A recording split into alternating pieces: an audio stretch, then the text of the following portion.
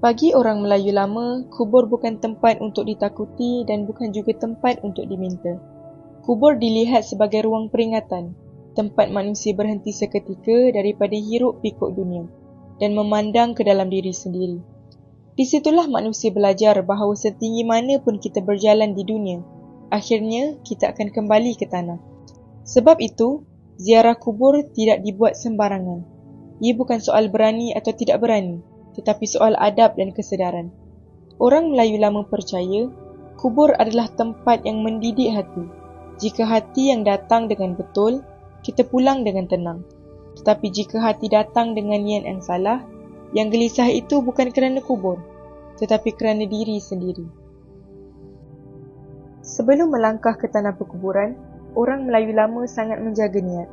Mereka bertanya kepada diri sendiri, untuk apa aku datang? Niat mereka biasanya 3 perkara: mengingat mati, mendoakan si mati, dan melembutkan hati yang keras oleh dunia. Mereka tidak datang untuk melihat perkara pelik, tidak datang untuk mencari tanda, dan tidak datang untuk menuntut sesuatu. Kerana kubur bukan tempat menambah dunia, tetapi tempat mengurangkan kelekatan kepada dunia. Mereka percaya, niat yang salah akan membuat hati tidak tenteram. Bukan kerana kubur itu berisi, tetapi kerana hati sendiri melanggar adab.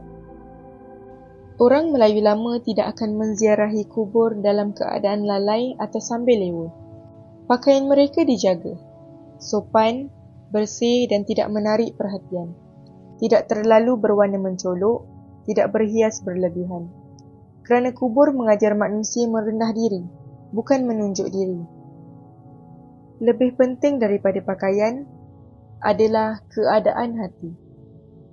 Mereka mengelakkan ziarah kubur ketika hati terlalu marah, sedih berlebihan atau fikiran bercelaru.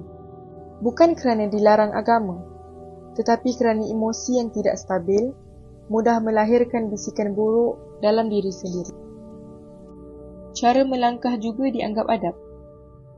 Orang Melayu lama sangat berhati-hati. Mereka tidak memijak kubur, tidak melangkah terus di atas pusara dan tidak berdiri di kepala kubur. Mereka berdiri di sisi, dengan tubuh yang tenang dan tunduk. Bagi mereka, jasad itu sudah tiada daya, maka tidak wajar dilanggar dengan kaki. Rahsia yang jarang disebut. Orang lama percaya, adab tubuh akan membentuk adab hati. Jika tubuh kasar, hati juga mudah menjadi kasar. Di tanah perkuburan, orang Melayu lama tidak banyak bercakap. Mereka datang dengan diam dan pulang juga dengan diam.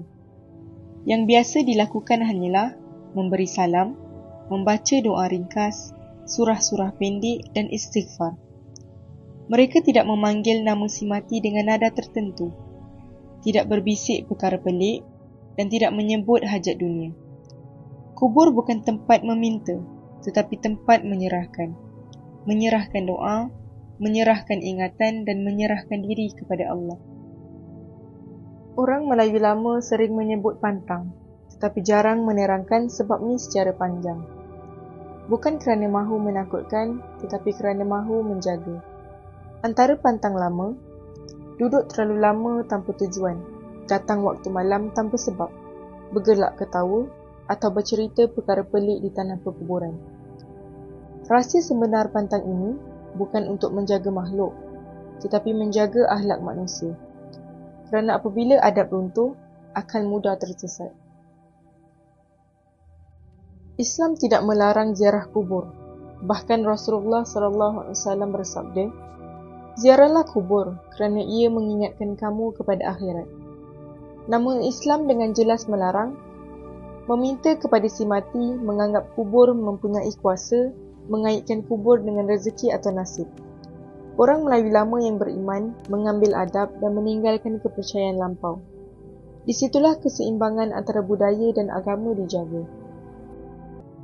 Ada sebab mengapa orang lama tidak suka bercerita apa yang mereka rasa di kubur.